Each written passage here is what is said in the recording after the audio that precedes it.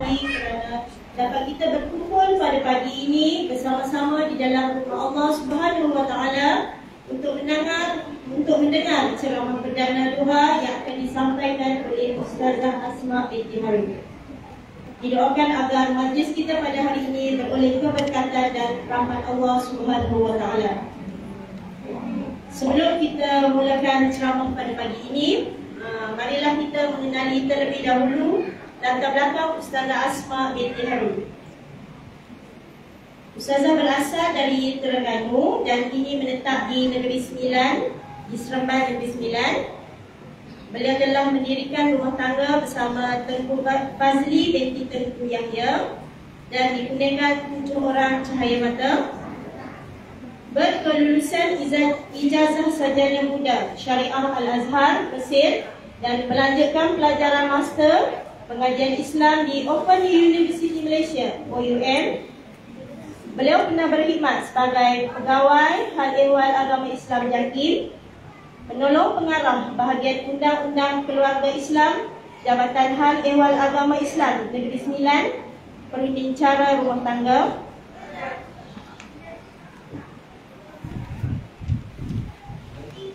Juga sebagai penolong pengarah bahagian pengurusan halal Jabatan Hal Ehwal Agama Islam Negeri Selangor, Negeri Sembilan.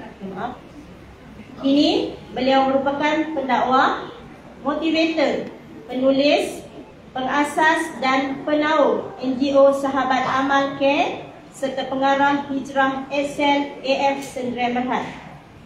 Tanpa melengahkan masa, saya menjemput Ustazah Asma binti Harun untuk menyampaikan ceramah yang bertajuk Cinta yang Mudah. Dengan segala hormatnya, dipersilakan. Subhanallah, subhanallah, subhanallah, subhanallah, subhanallah, subhanallah, alhamdulillah, wa la ilaha illallah, wallahu akbar.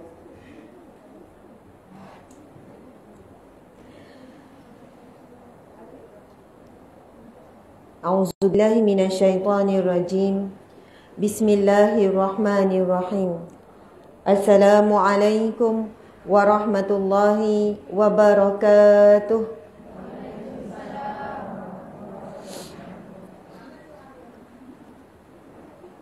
Sebelum kita mulakan, Masya Allah, boleh tak saya nak tambahan mic tu? Mic ni dia gerak-gerak dengan saya bergerak kan? Okay. Terima kasih. Sebelum kita mulakan, ni lagi sedang kan? Lagi jelas. Okey. Masya Allah. Saya mohon maaf banyak-banyak. Sepatutnya 10.30 kita mula. Sekarang dah pukul 11 kan? Dan saya tak tahu berapa lama yang dah menunggu. Datang awal tu tak tahu awal setengah jam ke. Ada yang mungkin awal 1 jam sebab nak cuk tempat depan kan. Lepas tu saya nampak ada yang dekat luar kan. Yang belakang tu. Jauh. Jauh lah dengan saya. Saya rasa boleh je kalau duduk ni depan ni. Boleh tak? Boleh kan? Jemputlah yang di luar, maksudnya di selepas pintu tu ataupun yang belakang pun, marilah duduk depan-depan ni, penuhkan. Sini pun boleh penuhkan. Ya, ada pakai spek, ada pakai tu. InsyaAllah saya pun kan risau kan Ustazah lama nak bangunkan, nak balik dulu kan. Tak apa, nak balik dulu pun. Ya, masuk. Kita penuhi. Tengok, ambil gambar belakang tu, akak tak nampak tu, kesian pula.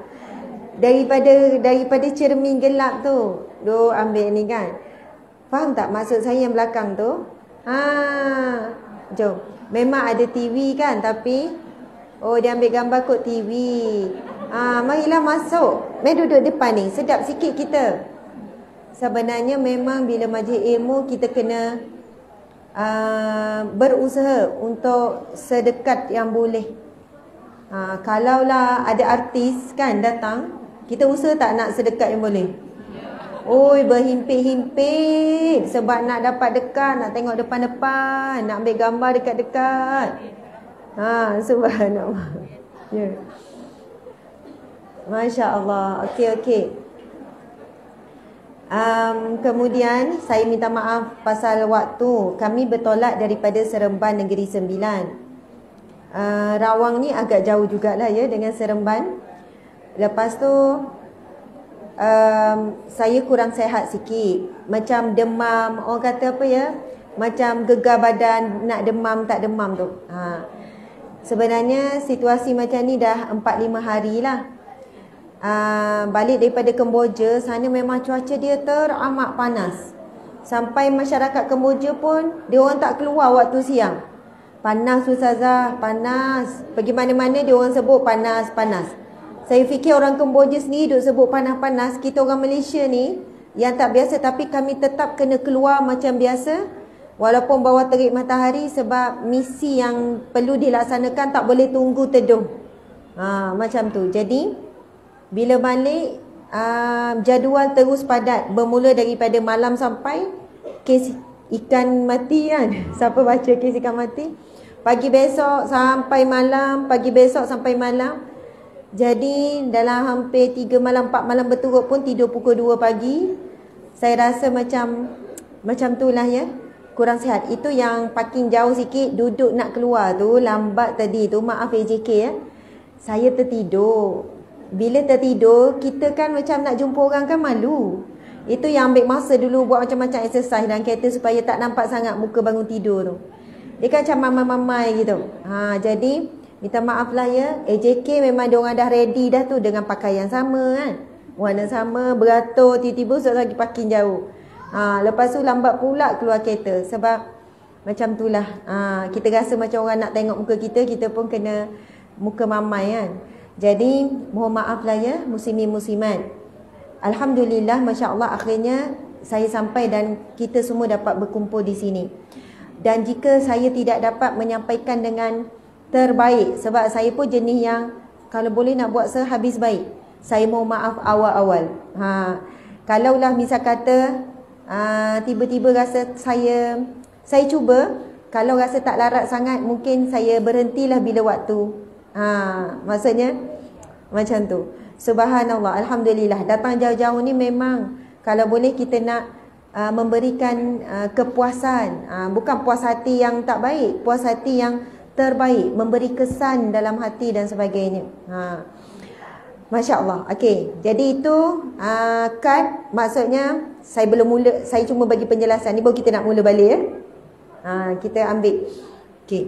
Sekarang masing-masing kan ada buku kan. Sebenarnya buku tu dia orang, saya macam ni. Buku ni kita agihkan tu kan nanti orang dia salah faham, bagi percuma pula kan.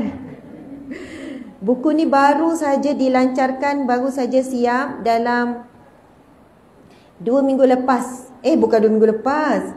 Dalam 4 hari lepas baru. Buku ni baru siap, baru keluar. Memang di sinilah tempat yang pertama saya guna dan tempat yang pertama yang saya, maksudnya secara live ni bagi tahu ada buku baru. Buku ni nak siap lebih kurang 2 tahun. Lama sangat. Antara sebab lama, sebab buku ni lebih kepada praktikal. Kalau tengok tajuk, tuan-puan boleh tengok. Tajuk dia Ada Syurga di Rumahmu. Kemudian saya memang minta, dan saya sendiri bersama-sama dengan tim, saya memang minta buat macam mana. Ada syurga pada pasanganmu, ada syurga pada anak-anakmu, ada syurga pada dapurmu, ada syurga pada bilik tidurmu, ada di kamarmu, ada syurga di ruang tamumu, ada syurga sekian-sekian. Sebab saya nak ada satu buku yang praktikal, bukan duk cakap teori, duduk cakap, tapi maksudnya apa amalan sunnah yang boleh dibuat di bilik tidur. Apa dia amalan-amalan sunnah yang boleh dibuat di dapur. Macam itulah. Jadi perkara tu real, terus nampak. Dan jika kita duk fikir-fikir, kita nak bina syurga di rumah kita, nak mula daripada mana ya? Mula kat bilik tidur lah. Kadang kita nak mula semua kan. Jadi kita pun baru nak hijrah contohnya, baru nak membiasakan kehidupan mengikut sunnah Nabi, kita boleh step by step. Nak pilih mana dulu nak start. Nak start kat dapur dulu ke? Jadi itulah konsep buku ni sebenarnya. Akhirnya diberi tajuk Ada Syurga di Rumahmu. Tapi kita asingkan mengikut tempat di dalam rumah. Masya Allah, Alhamdulillah. Okey. Jadi buku ni Sekiranya puan-puan, ibu-ibu, ayah-ayah ingin memiliki, anda boleh terus conteng. Kita akan pilih beberapa tajuk. Terus boleh conteng ke lipat tanda. Tapi jika tidak, pulangkan dengan cara yang baik. Kalau rasa ustazah saya berkenan sangat, saya nak bagi kat anak saya. Contohlah kan, mak-mak ni rasa tak nak baca. Rasa macam, nanti bazir. Jadi boleh. Tapi tak ada duit ustazah. Acik tak ada duit. Jumpa betul-betul dengan pihak kami, kita bagi hadiah. Nanti ramai pula ngaku tak ada duit. Allah Maha mengetahui. Saya rasa untuk buku, untuk perkara-perkara yang sebegini, kita tak berani nak menipu. Allah Maha tahu kita sebenarnya ada duit ke tak. Kan takut terkeluar pula gelang emas tu kan. Tak ada duit, tiba keluar yang tebal. Subhanallah. Jadi, kalaulah kita sebenarnya ada rezeki, kita kata tidak ada rezeki, kita bukan menipu orang. Kita sedang berdusta terhadap Allah. Allah beri kita rezeki, tapi kita kata tak ada duit, susah, tak ada rezeki. Saya sebut macam ni sebab memang betul-betul ada orang yang memang susah sungguh. Bila tengok buku, nak sangat ustazah, nak tambah ilmu, anak-anak nak suruh dia orang baca. Orang yang betul-betul memang kita tak ada lagi cek. Nak pergi buat lawatan rumah ke, betul ke susah ke kan. Selak sikit lengan ke kan. Tengok sikit ada rantai tak. Kita memang tak cek. Tapi orang yang ikhlas betul-betul ni, dia tergambar pada wajah. Jadi kita bagi, tak apa. Itu yang saya akan sebut kepada tim. Kalau kamu rasa betul-betul ni, kamu bagi wakil sebagai satu hadiah. Yang penting dia nak baca, saya dapat pahala juga kan. Alhamdulillah, subhanallah. Okey, kita nak mula balik ya. Auzubillahi minasyaitanirrajim. Bismillahirrahmanirrahim. Assalamualaikum warahmatullahi wabarakatuh.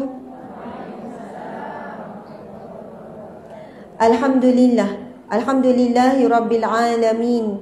Hamdalillah, salatan wa salaman ala rasulillah, sayyidina wa maulana wa habibina wa syafi'ina Muhammad ibn Abdillah wa ala alihi wa ashabihi awliyaillah.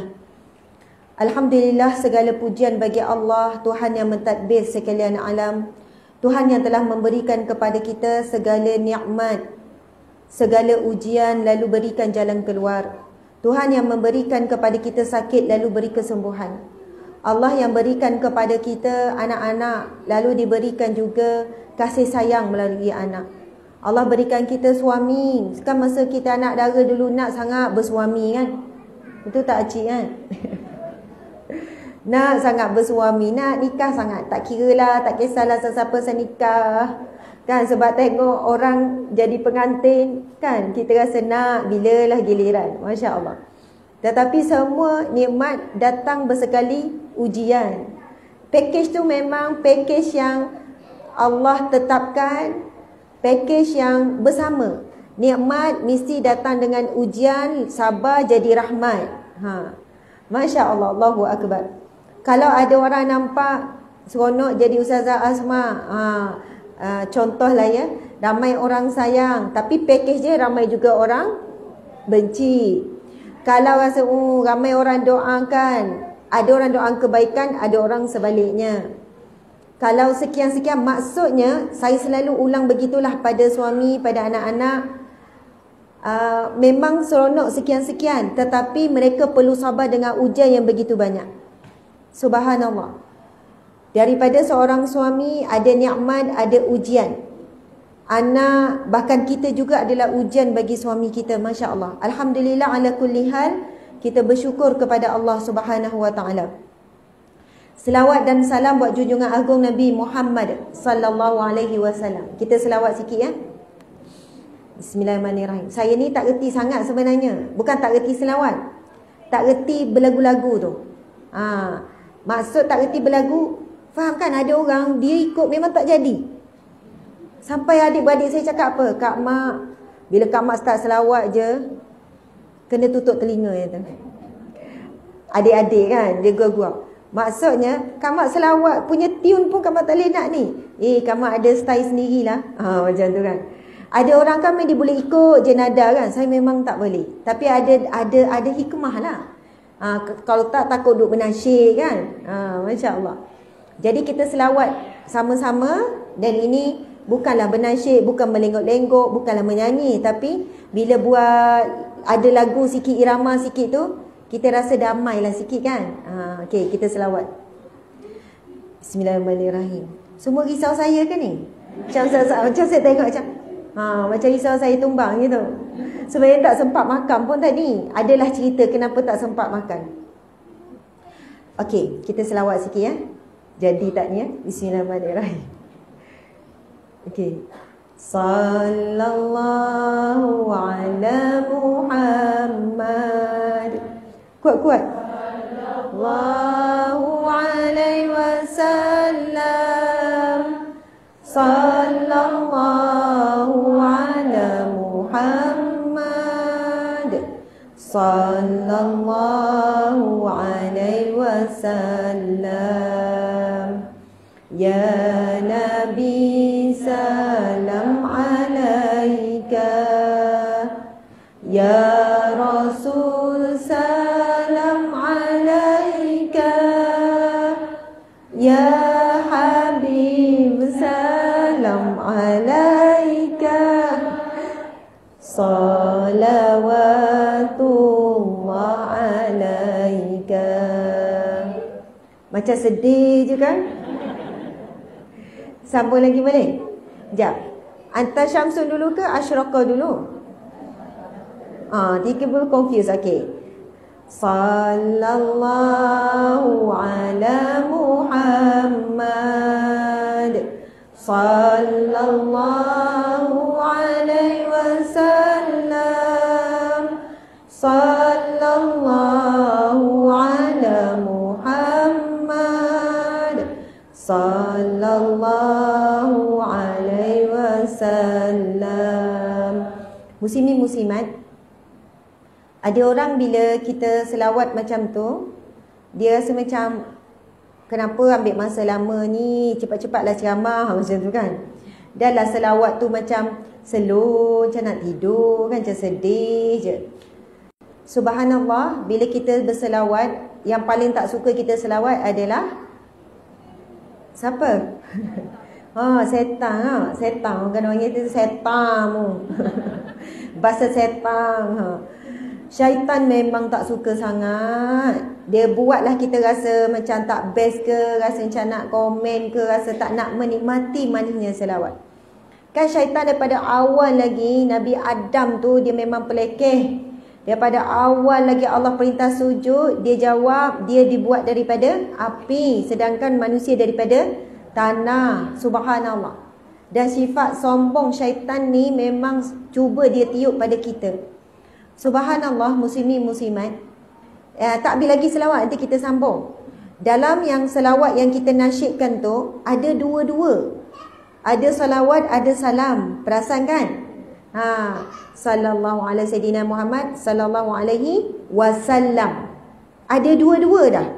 Sebab perintah Allah dua. Perintah Allah apa dua tu? Bismillahirrahmanirrahim. Innallaha wa malaikatahu yusalluna 'alan nabi. Ya ayyuhallazina amanu sallu 'alaihi wa sallimu taslima. Sesungguhnya Allah dan para malaikat berselawat ke atas Nabi.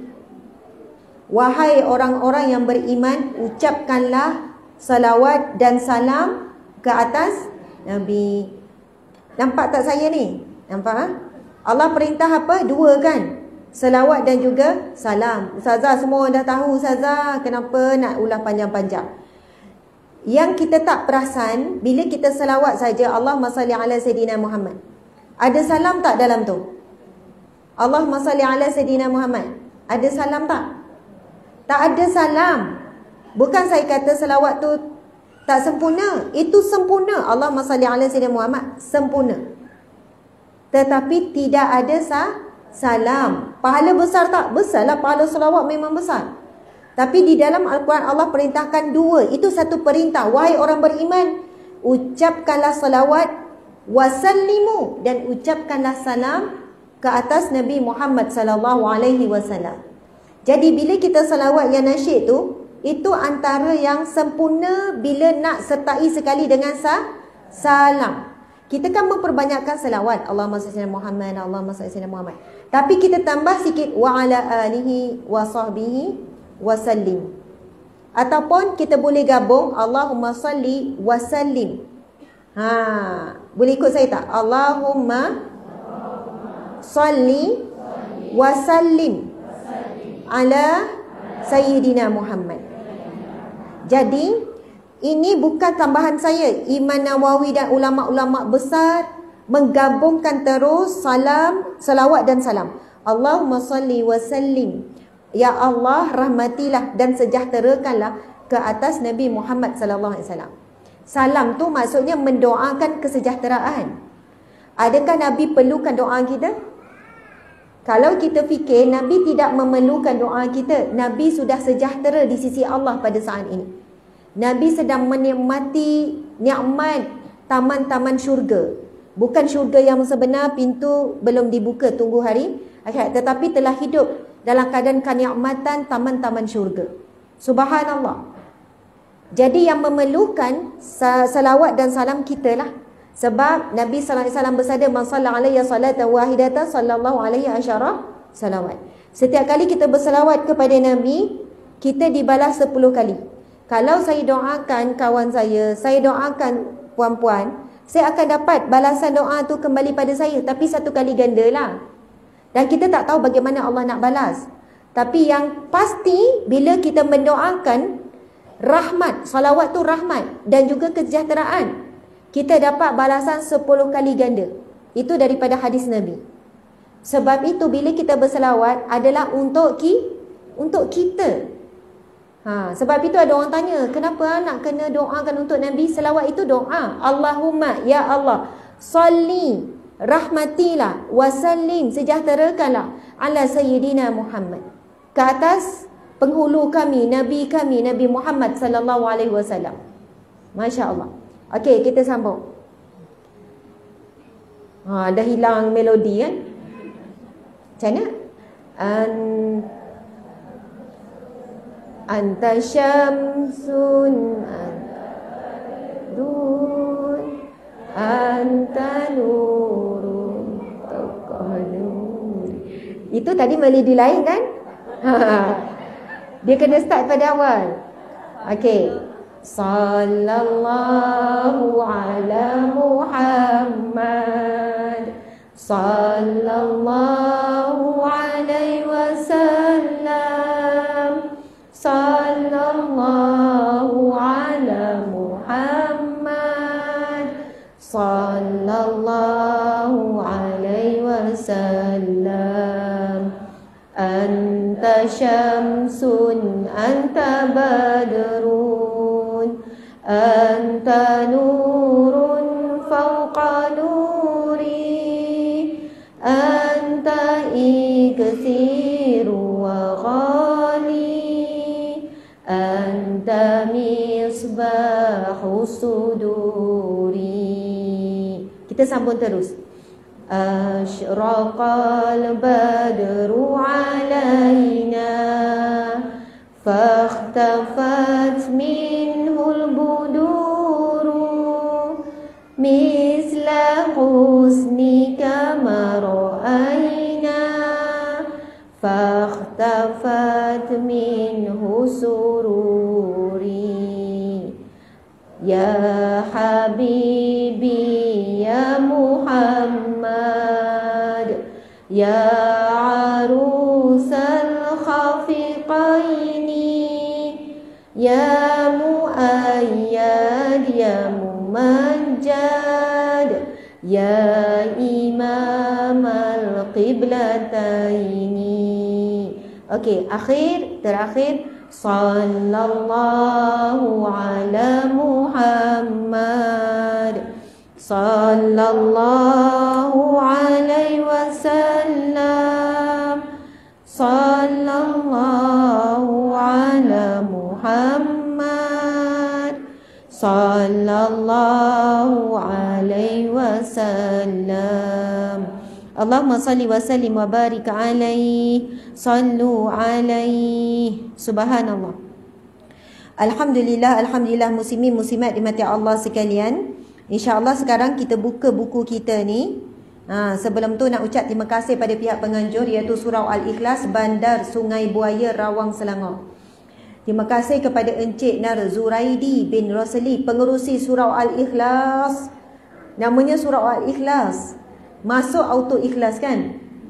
Jadi kita sama-sama ikhlaskan diri kita, pasang niat untuk dapat ilmu, untuk kita sendiri berubah jadi lebih baik, untuk kita muhasabah diri.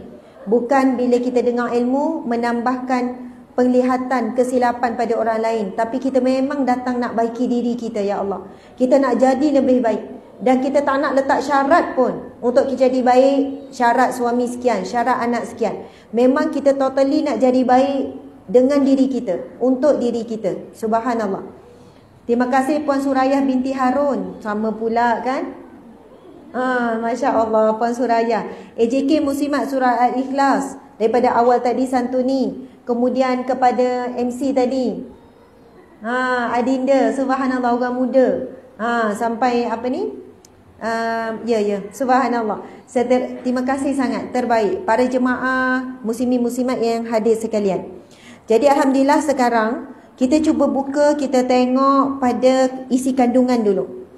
Cantik tak buku ni? Saya pun tak tahu sebenarnya dijual dengan harga berapa. Boleh tahan harganya. Subhanallah. Sungguh saya memang baru dapat dan tak tahu. Okey, buat-buat tak nampaklah harga tu. Hari ni sebab kali pertama, bagi tahu tim ya, kita bagi tawaran harga 20%. Banyak ke sikit? Banyak. Main-main bagi je. Sebab saya rasa macam tinggi juga harga ni ya. Antara faktor tuan-puan sekalian, warna-warni, lepas tu ketebalan, kualiti kertas. Dan selepas daripada PKP, memang hampir semua kos naik, termasuk kos cetak. Sebab itu sekarang ramai orang buat e-book, orang nak print sebab sangat tinggi, mahal. Okey, subhanallah. Muslimin muslimat, kita tengok mukadimah. Bab 1, pernikahan jalan ke syurga. Tengok ni dulu isi kandungan. Saya suka guna buku sekarang bila kuliah supaya kita belajar tersusun, jelas. Subhanallah. Memang ada kaitan dengan tajuk ni, cinta yang semakin pudar. Saya nak fokuskan cinta yang semakin pudar dalam rumah tangga. Tetapi dia akan sentuh juga nanti cinta yang semakin pudar dengan Allah, dengan Rasulullah, dengan Al-Quran, dengan suami, dengan anak-anak. Semua terkandung dalam buku ni insya-Allah. Okey, kita tengok bab yang pertama, pernikahan jalan ke syurga. Apa subtopik dia? Tengok ni dulu kandungan. Jangan belek lagi. Kita nak baca kandungan je. Kita khatam isi kandungan je. Pernikahan syariat yang indah. Kalau baca bab ini, kita akan faham tujuan kita nikah. 5 hukum nikah. Ada yang wajib, ada yang haram, ada yang sunat, ada yang makruh, ada yang harus. Sama juga dengan poligami. Ada yang sampai peringkat wajib. Bila poligami semua tegak kepala. Sebut awal tu memang lain lah kan. Sensitif je sebut tu. Senyum je Ajah ni. Suka tengok ibu-ibu ni kan. Masya Allah. Semua pakai mask nampak 20-an, 30-an. Ada beberapa orang buka mask baru nampak perbezaan umur. Ini wan siapa tu dia hijau ni kan. Saat dia buka mask jadi boleh nampak senyum tu kan. Yang tutup tu macam tu ada. Saya tak ada masalah. Mungkin ada yang risau ke buka. Saya okey je. Masya Allah. Muslimin muslimat, kesan cinta kerana Allah, jiwa yang bahagia. Pernikahan sumber ketenangan, cuaca dalam rumah tangga, kisah teladan. Muslimat sekalian, para wanita yang saya sayang, yang saya kasihi, Masya Allah. Kadang-kadang kita sebut, saya cinta kamu kerana Allah. I love you till jannah. I love you lillah. Abang, saya sayang abang kerana Allah. Pernah sebut tak? Pernah. Masya Allah. Hajah pernah sebut? Bagus. Puan umur berapa? Tanya umur orang kan? 51 dah, Masya Allah. Macam 31. Habislah tu. Ustazah ulang lagi sekali nak rakam. Kan? Nak tunjuk kat suami. Masya Allah. Saya kira kalau siapa yang mampu sebut, abang saya sayang abang, saya cinta abang, saya kasih dekat abang kerana Allah. Sebut itu kan. Sebut tu pun dah susah. Siapa boleh sebut tu dah luar biasa. Tapi yang susah lagi adalah apa maksud cinta kerana Allah tu. Bila kita sebut je cinta kerana Allah, menggeluporlah syaitanir rajim. Dia memang targetlah kita. Target untuk supaya kita ni nampak je kekurangan suami tu. Mata tu cekap je, mulut tu laju je sebut itu sebut tu, ngungkit ni kan. Ya Allah, tak perlu jadi penceramah, memang handal je. Kan 10 minit minum air kejap sambung lagi. Masya-Allah, Allahu akbar. Muslimat sekalian. Jadi insya-Allah pada topik tu kesan cinta kerana Allah, sebab ada orang tanya Ustazah, apa maksud cinta kerana Allah? Dia ada tanda-tandanya, kesan-kesannya. Jadi daripada tanda-tanda itulah kita boleh menilai adakah cinta kita kerana Allah ataupun kerana hawa nafsu. Kerana ikutan-ikutan je. Okey, kita tengok bab yang kedua, ada syurga pada pasanganmu. Ibu-ibu, bayangkan muka suami masing-masing. Sedih pula yang tak ada suami. Okey, angkat tangan. Berapa orang ada suami angkat tangan? Angkat tinggi-tinggi. Macam tak apa nak ngaku. Subhanallah. Okey, hampir semualah dalam 98%. Dek, tak apa, tak payah ubah kerak sangat. Tak payah. Ustazah pula susah hati. Awak fokus je ada Ustazah. Lama-lama sekali je pusing. Gitu. Kan semua pun risau kan bila dia bangun kan. Lepas tu kamu duduk, sian orang tu kan. Kepalanya sengit-sengit. Nak tengok Ustazah. Kamu duduk betul-betul.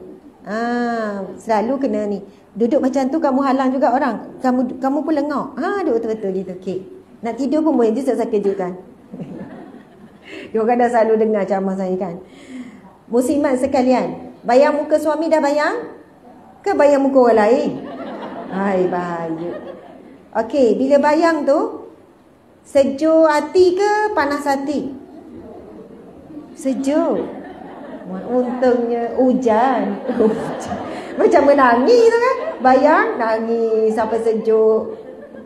Kalau saya tanya orang lelaki, dia susahlah nak jawab spontan sejuk. Saya kata, pakcik macam mana? Tengok muka, bayang muka isteri, sejuk ke panas hati? Dia macam, ada yang kata suam-suam je Ustazah. Tak sejuk, tak panas, suam-suam. Maksudnya, tak ada rasa apa-apa lah. Tak adalah sejuk ke panas pun tak ada rasa. Syukurlah tu kan. Agak-agak suami kita macam mana tengok muka kita? Berani tanya tak? Agak-agak adakah bila tengok muka kita tu kan dia tenun, dia macam Masya Allah. Dia pun buat macam iklan apa tu dulu kan, Fair Lovely. Subhanallah. Saya kadang-kadang muslimat jumpa saya, macam ni ada orang usap. Tengok, lepas tu saya akan bagi tahu suami, bang, awak tak tengok pun saya macam tu kan? Macam macam tu. Subhanallah. Dia pun gelak je lah. Subhanallah, muslimat sekalian, kita kan banyak impian, banyak keinginan kan nak suami macam mana dengan kita. Macam suami cakap ke, sejuk hati tengok, ya Allah, nikmat syurga, nikmat dunia, contohlah kan. Itu kan ada dalam drama-drama. Dalam kehidupan realiti, kita memang berjuang untuk wajah kita ini sejuk mata memandang bagi suami kita. Wallahualam. Saya sendiri rasa bukan selalu dan bukan mudah nak sentiasa kekal wajah yang menyejukkan hati suami. Sebab bila pandang tu bukan wajah je, nampak semua perangai-perangai tu kan. Itu yang kita tengok muka suami pun tu, nampak semua dengan kenangan-kenangan pahit, masya-Allah. Tapi kita berusahalah memandang dengan nikmat, memandang dengan sabar, masya-Allah. Jadi ada syurga pada pasanganmu, membina matlamat yang jelas dalam keluarga. Jadikan setiap sudut kehidupan sebagai ibadah. Cinta di bawah naungan rahmat Allah, bersatu atas dasar keimanan. Isteri meluah, suami tak faham. Siapa yang hadapi masalah ni? Hampir semua. Jangan rasa kita je. Jangan rasa bila kita bercakap suami tak faham-faham tu, jangan rasalah dunia kita gelap sangat. Janganlah rasa kita lah wanita yang paling malang ke. Subhanallah, memang Allah ciptakan kita dua makhluk yang berbeza. Sangat jauh berbeza. Kena terima hakikat ni.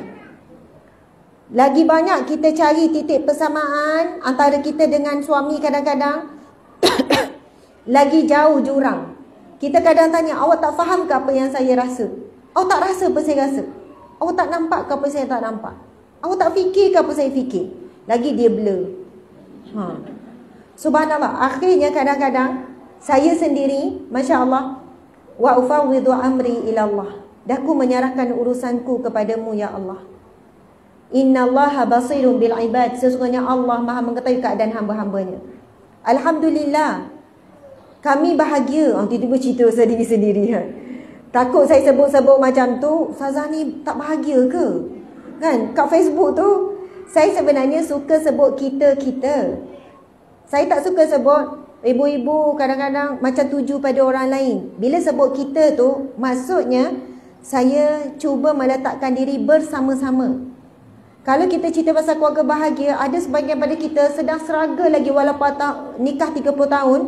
Ujian tak habis-habis. Banyak sangat yang menyakitkan hati, perasaan, tekanan jiwa, tekanan mental.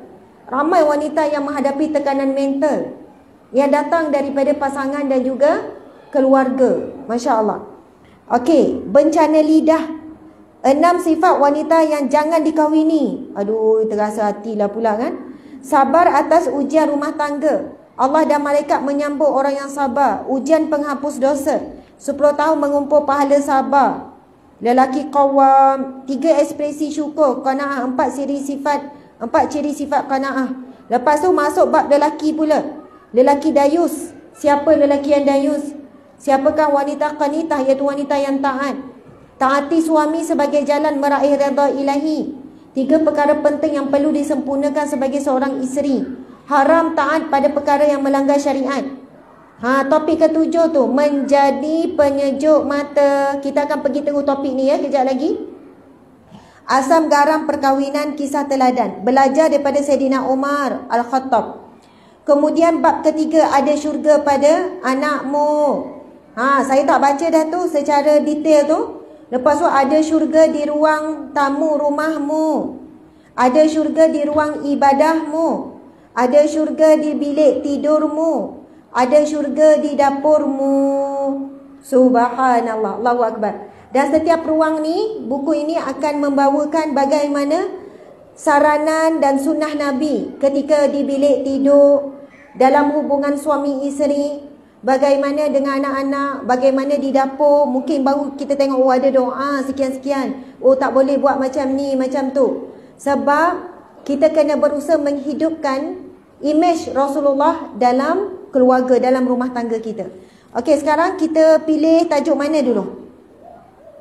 Kita akan baca habis ni hari ni. Mungkin pukul 12 malam baru kita habis ni. Jadi panas-panaskanlah orang lelaki lau-lau kat luar tu, kita makan. Masya Allah. Okey, nak pergi yang mana ni? Menjadi penyejuk mata, boleh? Okey, pergi ke muka surat 82. Menjadi penyejuk mata. Allah Subhanahu Wa Taala telah menjadikan pernikahan sebagai salah satu cara bagi menenangkan hati insan. Muka surat 82 semua buka. Apabila seorang suami memandang isterinya, timbul rasa tenang sehingga dia selamat daripada melakukan maksiat di luar rumah.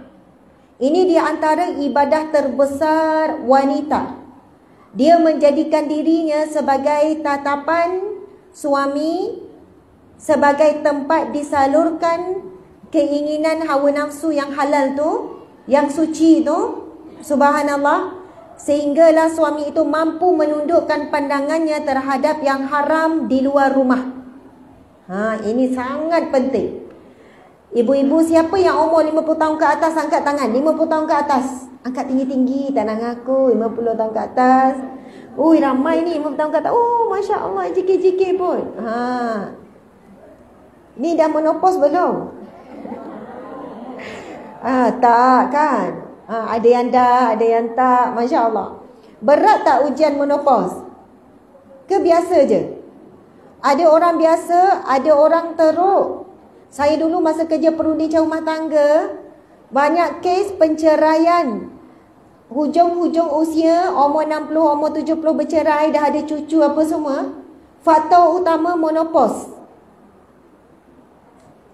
Dan suami tak nak terima hakikat isteri sebenarnya ada sindrom menopause. Yang suami kata, entahlah Ustazah, perangai dah berubah, entah apalah. Syed nak marah, Syed itu panas, itu tak boleh, ini tak boleh, saya buat silap sikit. Dulu kalau saya balik lambat daripada masjid, dia tanya kenapa lambat, sekarang saya balik. Dah balik? Oh, terbalik. Cepatnya balik, dah balik. Awak duduk masjid tak balik pun tak apa. Oh, macam mana suami ni tak panas hati kan? Kena sound macam tu. Subhanallah. Jadi macam-macam konflik. Sebab saya perundingan rumah tangga, kita memang pergi kursus-kursus, kita memang belajar dengan pakar doktor sakit puan, doktor sakit tuan. Sebab benda ni semua ada kaitan. Bila yang pakcik ni macam nekat, saya dah tak boleh lah tengok muka pun ni. Isteri duduk nangis, makcik ni kan. Saya pun bagi tahu pakcik, isteri pakcik ni monopause. Sindrom monopause ni. Dulu panggil dia macam ni tak? Yolah, tak tahu kot ada orang lain. Kan? Saya tak ada monopause alasannya. Monopause. Monopause ni memang tak nampak kat dahi ke, tulis M dah monopause kan. Berubah tak perangai? Memanglah saya nampak pemarah lah apalah gini perangai begitu begini. Sebab hormon dia tak stabil pakcik. Hormon ni bukan benda dibuat-buat orang Negeri kan. Sebab saya pun dicara kat Negeri, saya orang Terengganu. Bukan dibuat-buat. Pakcik kena bawa makcik ni pergi jumpa doktor. Mungkin ada, memang ada. Saya kata, pakcik memang ada pil-pil, benda yang elok. Tak mudarat insya-Allah. Biar stabil.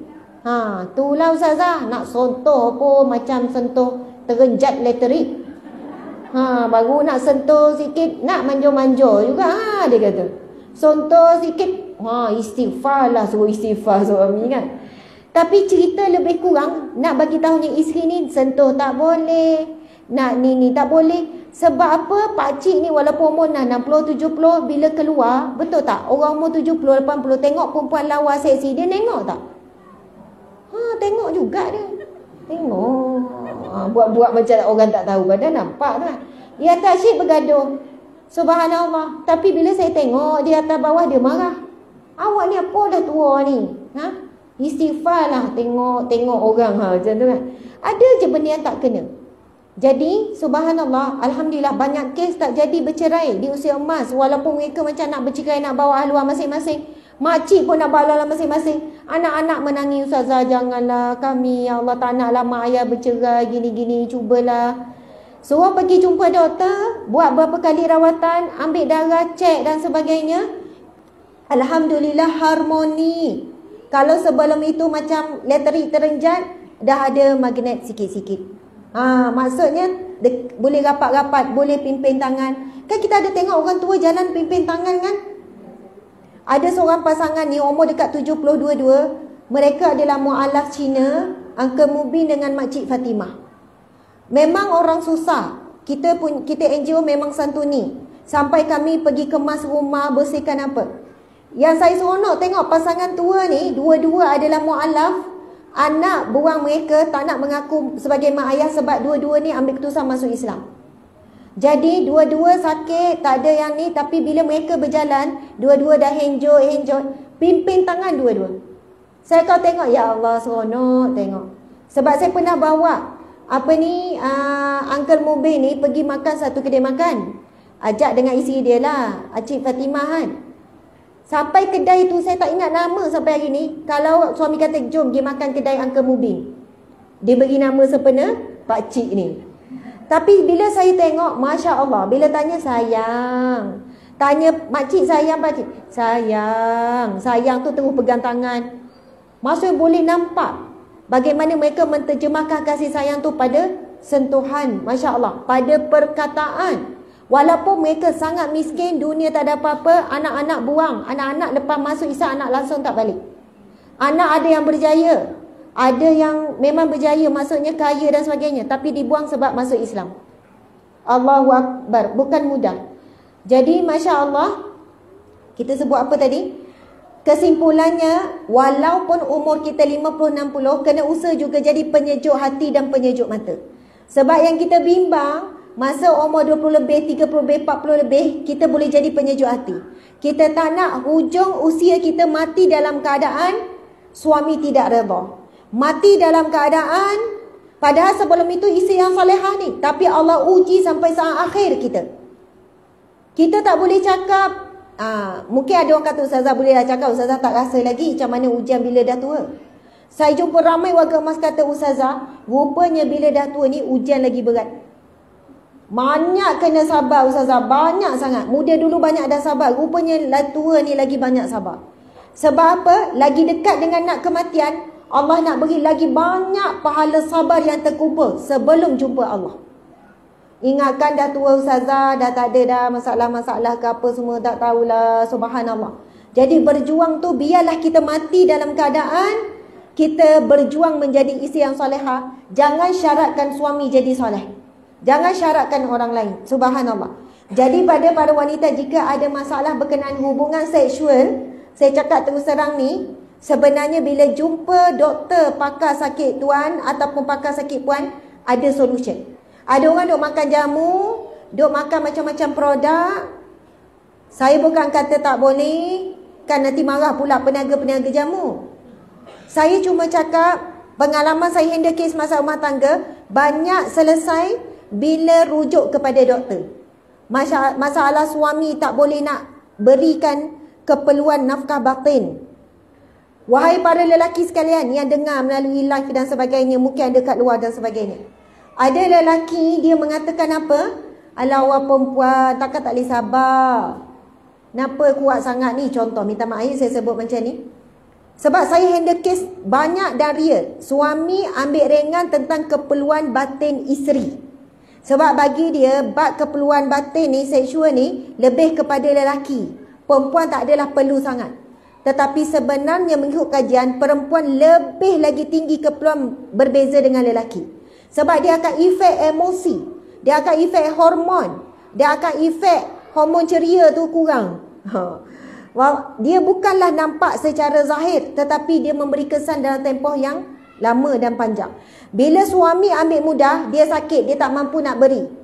Saya kata, encik pergi berubat, jumpa doktor. Saya dah pergi dah dengan tekan-tekan urut dan sebagainya.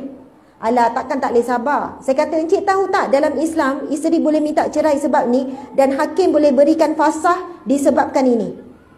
Semua encik komplit tapi tak beri nafkah batin, tak sempurna, tak boleh nak beri. Jadi isteri bila mohon fasah, isteri mahkamah hakim boleh luluskan. Sebab apa? Sebab Islam memandang berat tentang keperluan batin. Sebab Allah memang ciptakan itu adalah satu fitrah semula jadi.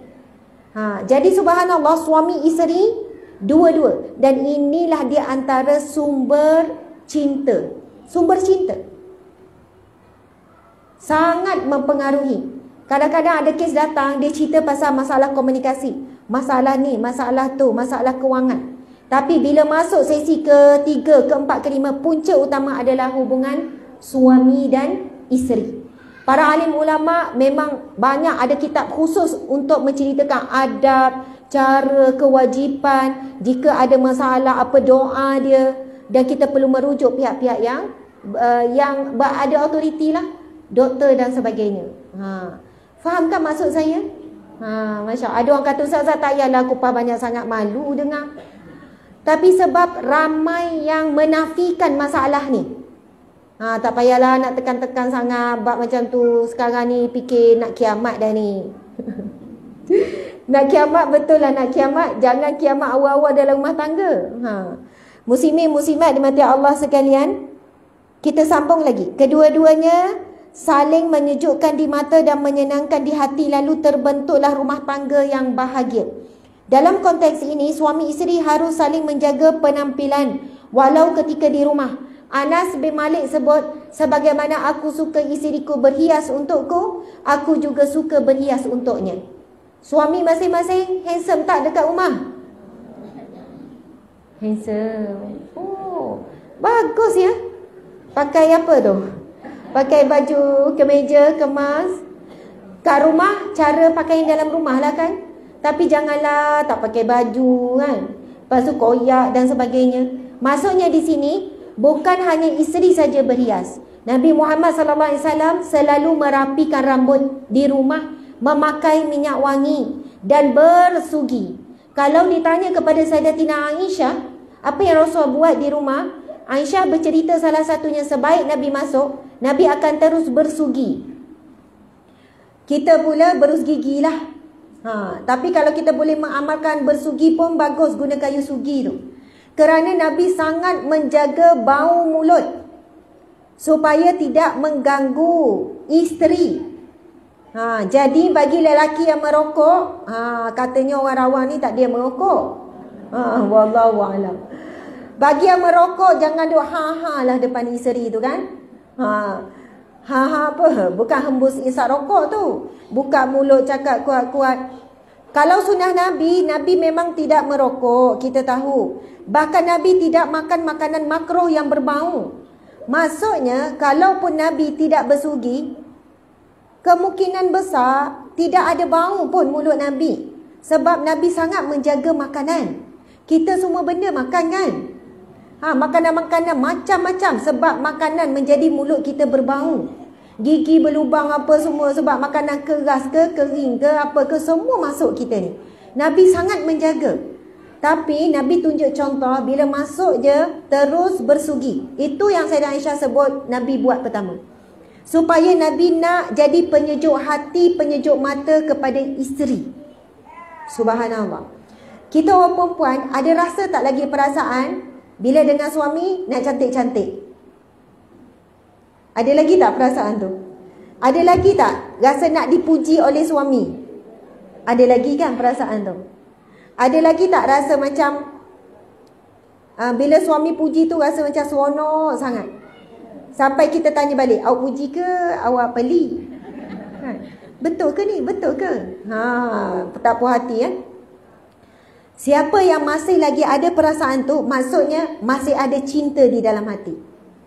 Sebab apa? Ciri-ciri orang yang mencintai ni, dia nak diri dia ni dapat perhatian pasangan. Tapi pasangan kita tak jenis yang kurang perhati. Kita pada pakai baju dah lawa, pakai ni, dia tengok macam tak ada perbezaan, kita akan kecewa dulu kan. Jangan kecewa dulu, bagi tahu, bang, awak tak perasan ke ni? Tak perasan ke? Tunjuk. Okey. Pujilah sikit, puji. Maksudnya ada setengah pasangan perlu dibantu untuk dia tahu apa yang dia perlu respon. Ini memang betul. Ada pasangan nak bercerai, suami isteri nikah lebih kurang 15 tahun, ada anak 4 orang. Sebab suami ni susah nak puji je, isteri nekat. Tapi ada cerita lain lah, sebab ada orang yang suka puji dah isteri dia ni. Tapi berapa lama memang dia boleh bertahan. Tapi sampai tahap ada orang lelaki lah yang selalu puji, dia tergugat. Lepas tu bila saya tanya encik, betul ke apa isi cakap pasal sikap encik? Memang betul Ustazah, saya memang susah nak muji-muji. Saya ni daripada kecil sampai besar, keluarga saya bukan jenis yang muji-muji ni. Sebab itu ibu bapa yang membesarkan anak pandai menghargai orang lain, anak tu akan membesar pandai menghargai orang lain. Contoh sekarang anak kita kemas rumah, ya Allah bagusnya Naomi. Kadang tu kan kita ajak adik-beradik yang lain ni tepukan gemuruh kepada Luqman. Dia pun makasih. Kita ni kadang bagi perhatian anak kita bilik bersepah. Time bilik kemas kita puji tak? Kadang-kadang tu saya perasan ada di kalangan anak kami sendiri, bila minta buat sesuatu dia cepat jawab, okey baik Umi, okey Umi, okey Umi. Dia tak fikir nak tolak, dia akan jawab cepat je walaupun dia penat, walaupun dia macam baru nak rehat, walaupun dia lapar. Bila minta je ada yang cepat sangat, okey Umi, okey, lepas tu dia terus buat. Ada pula yang tak jawab okey. Macam ataupun diam, ataupun okey nantilah jap lagi ke. Kita puji ni, Umi puji ni bagus sangat ni. Bila Umi minta dia terus okey Umi dan terus segera buat. Usaha. Jadi bila kita puji dia, yang lain pun bila buat benda yang sama, yang lain pun ikut. Okey Umi, kita pun puji dia juga. Menghargai dan memuji anak supaya tanam dalam diri anak itu, mereka jadi orang yang menghargai. Jadi bila saya dapat kes, suami lelaki dibesarkan dalam keluarga yang memang tak ada pujian, tak ada penghargaan. Mulut mak ayah berat. Kan orang dulu-dulu kan, mana reti sangat kan muji-muji ni. Jadi saya kata, Encik rasa macam mana sekarang? Isteri dah sampai tahap macam ni. Dia kata encik tak menghargai dia. Lepas tu dia jawab apa? Terimalah saya seadanya, dah macam ni saya. Betul tak ayat tu? Ayat tu kadang-kadang bila dia tak nak berubah, dia akan guna ayat tu. Terimalah seadanya, dah saya memang macam ni. Dia kenalah reda. Saya cakap terima seadanya bagi situasi keadaan yang tak boleh diubah. Contoh muka encik memang kena terima seadanya. Contoh tinggi pendek kena terima seadanya. Suara encik, benda tu tak boleh diubah. Tapi perangai, akhlak boleh diubah. Kalaulah encik rasa berubah menjadi orang yang pandai menghargai, itu lebih baik. Bukan rasa encik, memang itu lebih baik. Sebab Nabi pun begitu. Kita kena berubah. Jangan selesa sebut terima saya seadanya. Berkenaan dengan akhlak, perilaku, semua boleh diubah. Kalau encik tahu tak, isteri banyak kali tak cakap macam ni. Contoh, dia isteri bang kesat sedap. Dia kata saya akui saya susah nak puji. Tapi cara saya puji isteri saya, Ustazah, saya makan menambah. Dia makan menambah. Tapi mulut tu berat nak puji. Saya makan menambah tu, saya pujilah tu Ustazah. Faham tak? Isteri pakai lawa, isteri tanya, okey, macam tu je. Isteri ni nak bunyi, cantiknya awak, saya suka tengok awak, untungnya dapat isteri cantik. Walaupun cantik bagi pandangan mata, betul kan? Encik rasa penting tak? Apa nak dipuji-puji cantik? Dia macam pandang remeh sangat pasal pujian. Isteri ni kata, tengoklah Ustazah, tengok. Macam itulah panggil dia. Saya suka Ustazah. Saya kata, encik boleh terima tak? Isteri ni memang suka dipuji. Jadi encik tak boleh ke nak ubah supaya encik pujilah sikit walaupun tak ikhlas? Ya, saya kadang-kadang bagi tahu orang lelaki, kita nak buat perkara baik jangan tunggu ikhlas. Kita nak solat tunggu ikhlas, nak tutup aurat tunggu ikhlas, tapi benda yang baik kadang perlu dipaksa dulu. Perlu dibuat dulu. Nama pun benda baik. Syaitan memang tak suka. Encik walaupun tak ikhlas sangat, encik pujilah isteri lama, encik akan rasa seronok bila tengok wajah isteri seronok. Masya Allah, Allahu Akbar. Okey, jadi orang perempuan pun kena banyak puji suami. Ya Allah, handsome-nya macam Brad Pitt. Kenal ke Brad Pitt? Tak kenal kan? Macam David Beckham. Tak kenal juga ya. Tak payah macam-macam lah. Dia handsome dengan cara dia. Subhanallah. Awak bila nak bersalin ni, tanya soalan tu pula kan kat perut bodoh ini. Bila nak bersalin ni, mengandung tak bersalin-salin. Okey, kita tengok. Suami tidak semestinya bersiap dengan segak dan menyembuk wangian ketika hendak bertemu klien, majikan atau kawan-kawan sahaja. Tetapi sewaktu di rumah bersama isi juga diusahakan begitu. Bahkan lebih lagi. Masya Allah. Pakai minyak rambut, sikat-sikat, pakai minyak wangi. Kita sampai tanya, awak nak gimana ni? Tak adalah, untuk awak lah. Ui, kembang kita kan. Kita terus pergi laju tukar baju juga kan. Masya Allah. Demikianlah juga buat isteri. Usah berhias ketika keluar rumah sahaja. Duit dihabiskan untuk membeli peralatan solat, pakaian mewah dan perhiasan yang mahal. Namun semua itu digunakan untuk tatapan orang luar. Saya pernah tengok ada lelaki, selepas anak dia mandi, saya tengok ni di RNR. Dia orang mungkin dah perjalanan jauh, lepas tu berhenti mandi kat RNR kan. Tapi ni mak dia lah mandikan sebab anak perempuan. Tapi bila anak tu dah keluar daripada bilik air tu, kan ada kursi tu kat luar kan. Si ayah ni, anak perempuan 2 orang. Si ayah ni keluarkan macam beg, dalam tu ada sikat, ada bedak, ada getah rambut. Dia yang dandan rambut anak dia. Saya ni sampai berdiri nak tengok, sibuk kan nak tengok hal orang. Saya macam kagum bila tengok lelaki yang buat. Dia sikat, ambil ni, lepas tu dia dandan elok-elok, buat tocang 2, lepas tu anak dia pusing pula. Lepas tu dia sapukan bedak, sapu ni, sapu dekat muka. Nampak tak kekok langsung. Lepas tu kan saya masa tu menginsafi diri. Saya pun tak buat sampai tahap macam tu pada anak perempuan. Maksudnya saya sangat simple je ni yang okey sikat dah. Tapi saya ingat dulu-dulu mak-mak suka sampai tahap bedakkan anak. Bukan nak pergi berjalan. Bukan sebab nak pergi berjalan. Kan mak-mak dulu-dulu kan bedakkan anak wangi-wangi. Nak duduk dalam rumah je. Maksudnya didik anak itu di dalam rumah berwangi-wangi, berpakaian kemas, berpenampilan cantik. Lepas tu mak tu yang syok sendiri kan. Alah comelnya. Alah comelnya. Kalau dulu saya kodak kan. Ambil sekali sudahlah. Lepas tu syok sendiri. Sebab mata ni jangan tipulah. Memang suka tengok yang indah. Suka tengok yang comel. Suka tengok yang bersih. Automatik.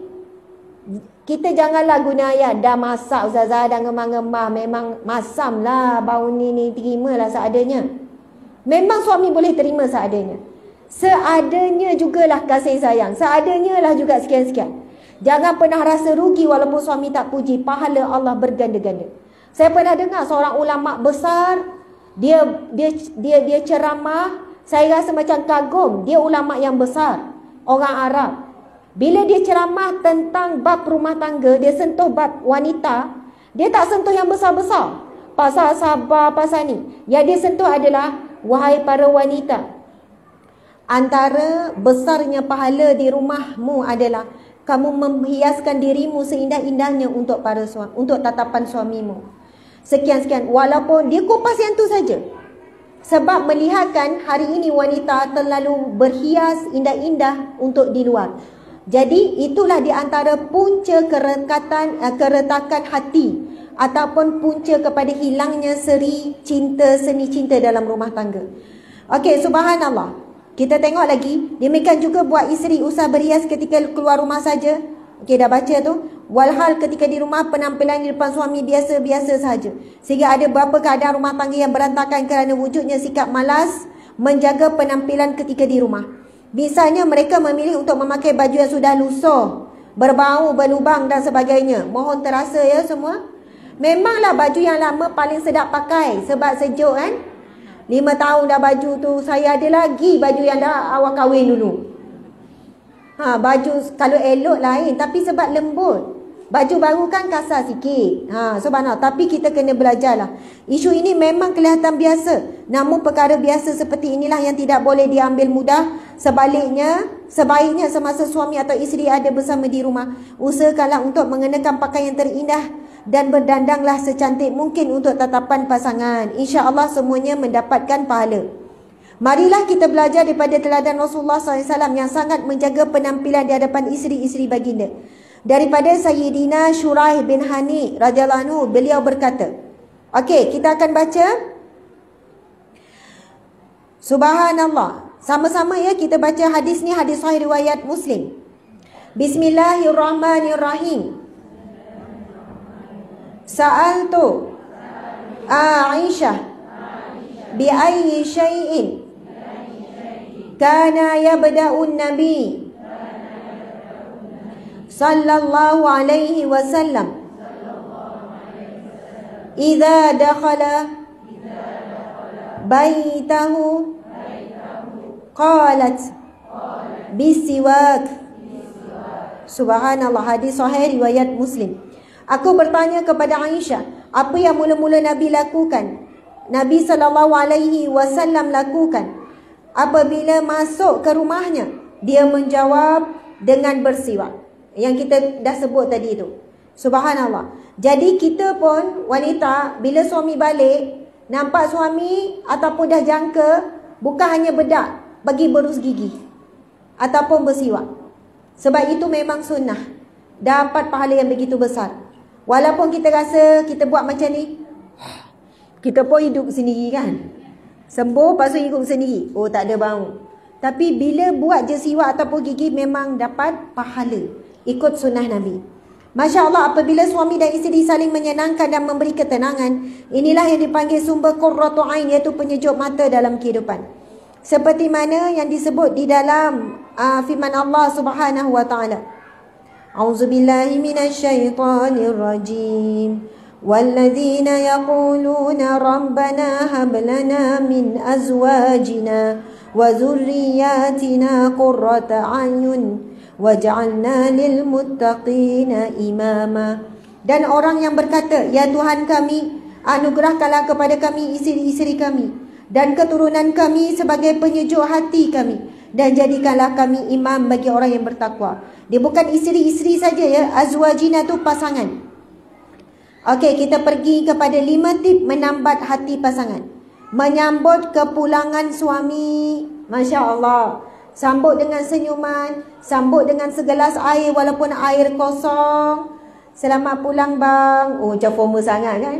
Assalamualaikum bang. Alhamdulillah selamat. Bagi air satu. Wallahualam. Budaya ni kalau kita ingat-ingat, mungkin zaman-zaman dulu wallahualam ibu-ibu jaga sangat. Jangan biar suami pulang tanpa bersambut. Jangan biar suami balik tanpa bersambut. Tapi ustazah, saya yang balik ke Dian. Contohnya ustazah, saya yang balik ke Dian. Suami yang sampai dulu ke rumah, saya kerja jauh. Jadi bagi suami pula, janganlah isteri balik tanpa bersambut. Maksudnya dua-dua kena usaha buat. Ada waktunya suami yang sambut isteri, buka pintu, dah balik awak? Ya bang, Masya Allah. Ni air ni, ambil air kosong. Wih, kalau suami bagi air macam tu, rasa apa ya? Pernah tak suami yang ulu air? Nak elengkan nanti suami nampak, suami tahu, oh awak eleng ya? Masya Allah, suami bagi air, luar biasa. Suami sambut, awak dahaga tak? Ni air Janganlah jawab tak dahaga, tak dahaga. Ui, sentap dia. Walaupun dah minum bergelen-gelen air, cakap je lah dahaga kan, pasu minum. Muslimin muslimat, siapa yang isteri biasa buat, insya-Allah suami akan buat. Maksudnya jangan syarat suami, bang, awak dengar tak ceramah tadi? Dah 30 tahun kahwin, dah nak masuk 40, dah ada bercucu. Sekali pun tak pernah bagi air. Allahu Akbar. Boleh cakap dengan cara yang manis, lembut. Masya Allah, Allahu Akbar. Jangan peli-peli. Bang, ui seronok saya kalau awak bagi saya air. Boleh tak awak ambilkan saya air? Contoh kan. Dia pun ambil. Lepas tu kita kena tunjuk lah. Bukannya kita cakap, ambil pun. Mujur saya minta. Kalau saya tak minta, harap. Jangan terus peli. Alhamdulillah, terima kasih. Tunjuk kita gembira sangat. Masya Allah. Ada orang dia jadikan rutin buat air susu dan bagi pada suami kan. Saya pernah jumpa ada seorang pakcik. Masa tu nak naik flight. Umur dah 80 lebih. Dengan isteri dia 70 lebih. Saya ingat umur dia sebab saya rasa kagum. Saya nampak dia tua tapi gagah. Boleh jalan. Berdua-dua nak naik flight. Nak balik rumah anak ataupun nak pergi rumah anak ataupun daripada rumah anak nak balik ni. Lepas tu saya terus tanya, apa amalan pakcik? Nampak sihat suami isteri? Apa amalan pakcik? Tak tahulah ustazah, dia kenal kan? Tak tahulah ustazah. Umur 80 lebih, isteri 70 lebih. Elok jalan berdua naik flight. Lepas tu, dia kata, kalau kesihatan, pakcik bukan jaga sangat. Tapi isteri pakcik ni, hari-hari buat susu sebelum tidur. Hari-hari, dia buat susu sebelum tidur pada pakcik. Isteri pun, itulah, tu je lah makcik buat. Bukan susah pun ustazah. Tak 1 minit je ustazah. Tapi suami ni punyalah, dia sebut benda tu, banyak-banyak kebaikan isteri memang banyak. Saya pasti pakcik tu ada banyak kebaikan. Tetapi apa yang rutin kita buat, itulah akan jadi kenangan yang paling terpahat. Terpahat lama. Macam contoh bapa mertua saya, mak mertua dah meninggal ketika saya mengandung Maisarah. Maisarah sekarang umur dia 13, masuk 13 tahun yang lepas. Sampai sekarang hampir memang nak kata apa ya, setiap hari Jumaat tu memang tak miss lah pergi ziarah kubur. Walaupun dah 13 tahun, menyebut-nyebut kebaikan si isteri ni. Saya balik raya hari tu, memang bapa mertua saya menyebut-nyebut kebaikan arwah isteri tak berhenti. Saya rasa tak pernah lah kalau saya balik kampung apa ni tak sebut pasal arwah Mek. Mesti sebut Mek kan. Mek, Allah, Mek ke. Mek tu panggilan kami. Ayah panggil ku. Lepas tu yang mak ni orang besar panggil Mek. Mek ke. Ingat tak Mek? Kalau Mek ke, mesti cerita, mesti sebut. Walaupun dah 13 tahun. Dan saya sempat berapa tahun ya dengan arwah mak mertua 5 tahun, 6 tahun macam tu. Seorang wanita yang sangat-sangat luar biasa, masak 5 kali sehari. Oh, memang saya tak jumpa pada mana-mana wanita lain. Saya tak tipu muslimat kalau saya balik kampung besut. Saya rasa ya Allah penatnya. Bukan saya penat. Penat tengok mak mertua saya. Dia akan bangun sebelum subuh untuk masak sarapan. Lepas tu dia masuk balik dapur pukul 10 untuk buat kuih. Padahal ada jual bersepah kuih kat tepi jalan. Buat donat, buat apa-apa kuih. Buat sendiri, masak sendiri. Kuih yang payah, yang mudah buat sendiri. Untuk minum pagi. Lepas tu dia sebab dia sakit kecil manis apa semua. Lepas tu dia masuk balik dalam pukul ni untuk masak tengah hari. Lepas tu dalam pukul, lepas Zuhur pukul 3 apa, masuk balik dapur untuk buat minum petang. Lepas tu masuk balik dapur untuk buat makan malam. Sampai sekarang pun, maksudnya bapak mertua sebut, oh Mek mogok rajin lah, masak, kejap masak. Ku tengok pun Mek tu memang penat. Tapi dia memang lah, apa-apa dia nak masak sendiri. Bukan tak boleh beli. Saya memang jadi saksi, memang itulah. Kita ni, bukan rajin masak macam tu. Sekali sehari pun syukur, Alhamdulillah masak. 2 kali, cemerlang. Kadang masak, cemerlang lah tu. Subhanallah. Tapi bila mak mertua masuk dapur, kita mesti pergi juga. Walaupun menolong. Menolong pun rasa penat. Tapi sebab keikhlasan hatinya, dirinya. Walaupun bapak mertua saya bukan jenis yang memuji-muji. Depan, tak. Orang tua, orang lama kan. Maksudnya tak adalah macam orang sekarang suka sangat dipuji. Tak ada saya tengok bapak mertua ni sebab dia jadi pendiam. Muji sangat. Tapi keikhlasan seorang wanita. Lepas tu yang selalu bapak mertua sebut, bila hari Jumaat malam, kan baca Yasin sama-sama. Sampai sekarang, bapak mertua boleh menangis bila baca Yasin malam Jumaat. Bapak mertua saya kata, kalau Jumaat malam je akan baca sama-sama dengan Mek. Sebab tu orang tua lelaki kan, boleh umur 70 lebih sekarang, boleh kesak air mata cerita pasal arwah isi 13 tahun lepas. Oh, kalau ku baca Quran, baca Yasin, sebab terbayang Mek depan mata. Dia akan sebut 2 perkara tu, masak dengan baca Quran. Sebab sekarang ni saya nak tanya diri saya, sahabat-sahabat semua, ada tak satu rutin yang kita buat, rutin yang kita buat ikhlas betul-betul kerana Allah, dan rutin yang kita buat dalam rumah tangga dengan suami, Masya Allah, yang menjadi satu kenangan yang mendalam. Saya kira bila kita buat rutin baca Quran sama-sama tu, kalau tak mampu setiap hari, kita buat seminggu sekali baca Yasin tu pun, itulah yang bapak mertua saya sebut. Sebab itu dia tidak pernah miss baca Yasin, baca ni untuk isteri. Saya kira macam Masya Allah, kepenatan mak mertua ni selama berbakti ni sedang berehat di alam kubur dengan redha seorang suami yang begitu hebat. Dengan doa yang tidak pernah putus. Ziarah kubur itu seminggu tu berapa kali sampai sekarang. Masya Allah, Allah Akbar. Luar biasa kan? Luar biasa. Orang biasa, orang kampung, tapi cinta yang dibina tu atas dasar kerana Allah. Masya Allah, Allahu Akbar. Tapi kita sekarang diuji dengan apa? Media sosial. Drama itu, drama ini, cerita orang tu, cerita orang ni, suami dia romantik begini-begini. Akhirnya kita sangat mudah melihat kekurangan pada pasangan. Kita tidak berusaha fokus diri sendiri apa yang kita nak beri. Cerita suami kurang baik, kurang taat, tak solat, suami pun buat maksiat. Itu adalah hal dia dengan Allah. Tapi hal kita dengan Allah, kita nak dapat syurga yang dijamin oleh Nabi Muhammad SAW. Dalam hadis yang sahih, bagi seorang wanita yang dapat redha suaminya, maka syurgalah baginya, Nabi kata. Syurga bagi seorang wanita yang dapat redha. Tapi saya, suami saya bukan suami yang baik, dia tak pernah sebut pun dia redha atau tidak. Jika kita betul-betul isteri yang baik, kalau kita meninggal, Masya Allah, walaupun suami tak sebut, kita dah dapat awal lagi redha Allah. Itu jauh lebih tinggi daripada redha seorang suami. Okey, Masya Allah.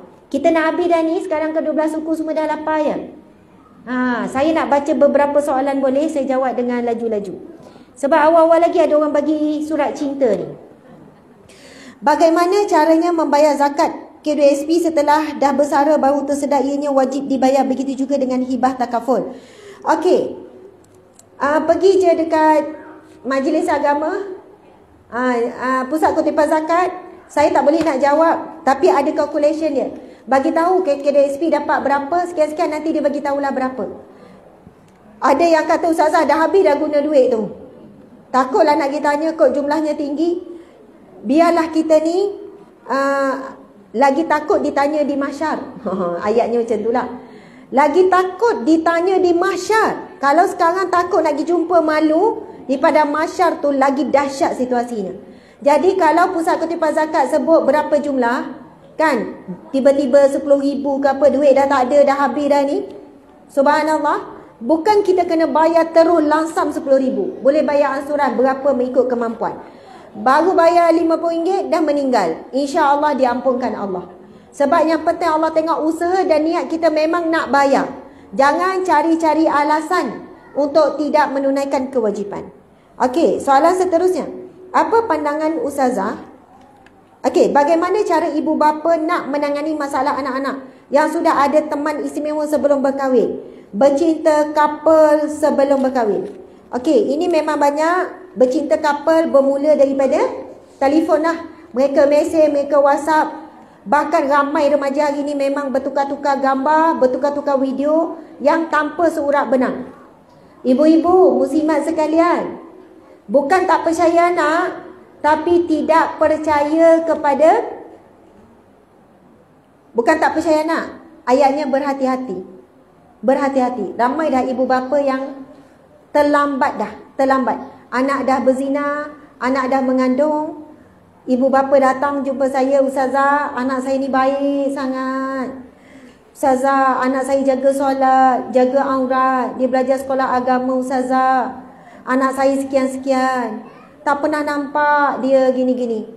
Saya tak tahu macam mana boleh terlibat ni sampai mengandung. Lepas tu saya tanya satu soalan je. Anak makcik ada telefon? Ada, Ustazah. Itulah jawapan dia. Subhanallah. Sebab maksiat guna telefon ni, kita tak nampak makcik. Kita tak tahu apa yang dia orang buat, apa yang dia orang buatkan. Makcik pernah tak ambil telefon cek? Tak adalah, Ustazah, saya percaya pada dia. Ada seorang kawan saya ni, dia kata, Ustazah, Alhamdulillah Allah tunjuk. Allah tunjuk apa? Satu hari dia terfikir nak cek telefon anak. Sama ni tak pernah cek. Tapi masa dia cek tu lah, anak dia dah deal dengan pasangan dia dan tak tahu pun ada power. Nak jumpa pukul berapa, dekat mana, siap bawa pakaian. Dan anak dia bagi tahu ada camp. Ada qiyamulai dekat sekolah. Tapi rupanya check in hotel. Nak check in hotel dengan pasangan. Sekarang ni hotel-hotel tak perlu satu hari, dia ada jam. Nak check in 2 jam, nak check in 3 jam, memang boleh. Harga berbeza. Saya sebut ni, muslimat sekalian, jangan kerana percaya pada zahir anak, kita tidak ada sikap berhati-hati. Bukan nak sangka buruk, istilahnya hati-hati. Saya nak tanya, kita pun kadang tak boleh kontrol diri. Bila dah leka tu scroll, tengok, kita sendiri hilang kawalan diri. Bila tengok media sosial, anak kita apatah lagi. Subhanallah, Allahu Akbar. Semalam kan pergi pesta buku. Kami bawa 7 orang anak, masing-masing beli buku kan. Bila masuk dalam kereta, saya cerita jujur lah ni. Bila masuk dalam kereta, masing-masing ada buku, masing-masing dah beli tu beli ni. Bila masuk dalam kereta, kereta kita, yelah, kereta sekarang ada TV kan. Salah seorang anak minta nak buka TV. Maksudnya buku dah ada, seronok dah ni. Bukan murah-murah buku ni ya. Saya bayangkan dia orang excited nak baca buku. Tapi bukan semua boleh baca buku dalam kereta. Bila salah seorang ada minta, Umi buka TV boleh? Startlah saya ceramah. Memang saya ceramah. Sampai ayah tepuk tangan. Okey, terima kasih di atas ceramahnya. Sekian-sekian. Semangat saya ceramah. Saya tanya anak-anak. Saya tanya. Saya cuma berkongsi ni supaya ibu bapa ada modal ya. Nak ceramah macam mana pada anak-anak. Saya tanya. Saya kata nikmat apa yang dapat daripada Allah hari ni? Dia apa katalah tadi makan, lepas tu tadi tengok ikan, lepas tu tadi beli buku, nikmat-nikmat. Dah buat tak satu amalan sebagai tanda syukur kepada Allah? Dah buat tak amalan? Ada yang jawab semayang. Semayang tu adalah tanda kita hamba Allah. Solat tu wajib. Bahkan kalau solat itu tidak wajib, agak-agak semayang tak? Dia orang kata, ya Umi, mungkin tak kot, mungkin tak. Kalau tanda syukur pada Allah, mesti buat amalan sunat. Umi tanya, ada tak buat amalan sunat? Zikir ke apa ke? Amalan sunat itulah tanda syukur kepada Allah. Sebab yang wajib kita buat kadang sebab terpaksa. Tanda syukur bila kita buat sesuatu yang bukan paksaan, bukan kewajipan, tapi kerana tanda kita nak terima kasih. Masing-masing jawab, tak ada. Jadi sekarang pukul berapa? Sebab Allah sebut, wala in kafartum inna azabi lasyadid. Kalau tak bersyukur kepada Allah, kamu kufur dengan nikmat Allah, nantikan azabku amat pedih. Sebenarnya saya cakap, Umi tunggu salah seorang anak Umi akan cakap, Umi jom baca Al-Mulk. Sebab bila bertolak malam, biasanya kita akan baca Al-Mulk dalam kereta sebab takut sampai rumah dah ngantuk. Tapi rupanya Umi tunggu-tunggu minta buka TV. TV ni apa dia? TV ni adalah hiburan. Hiburan semata-mata. Dapat pahala tak? Tak kot. Dapat dosa tak? Tak juga sebab cerita kartun. Tapi perkara yang sia-sia.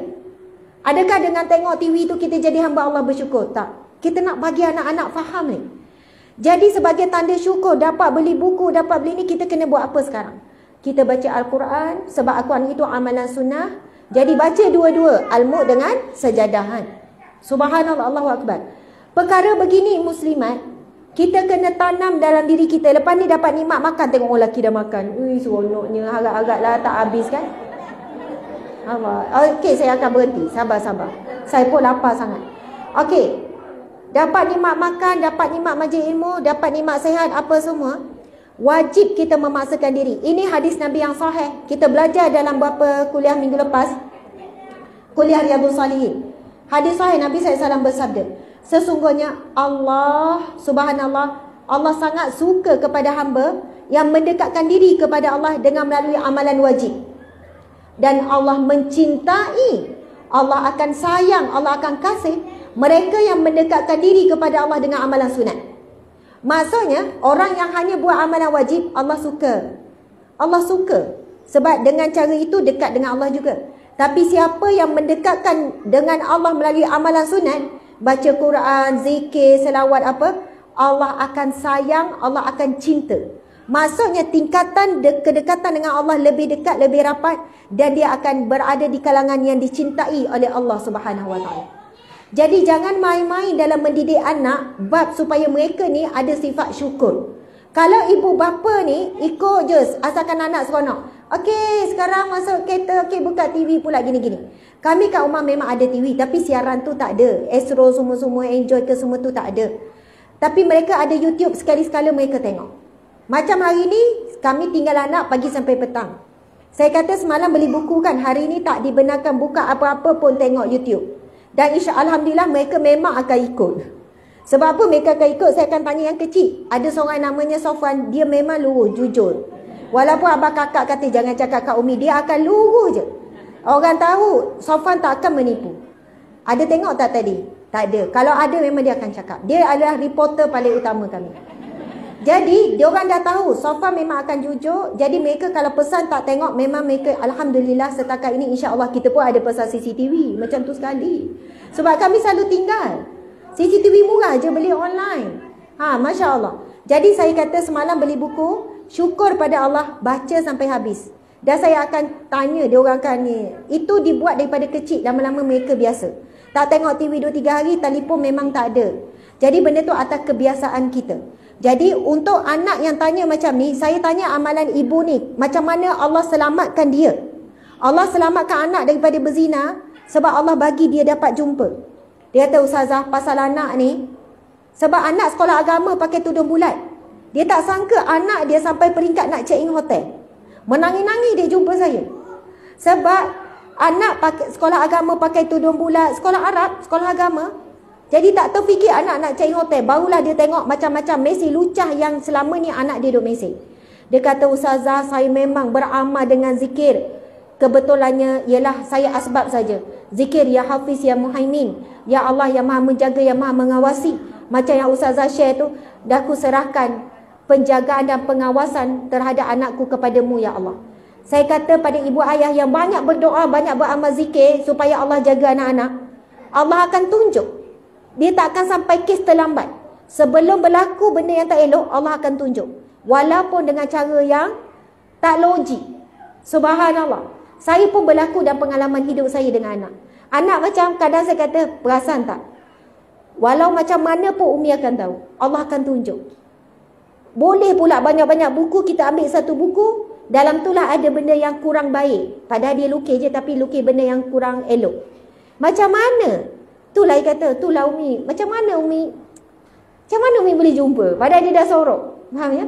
Macam mana tiba-tiba pukul 3 pagi rasa macam nak pergi cek, bangun tengah malam. Mereka bukanlah buat perkara yang teruk sangat.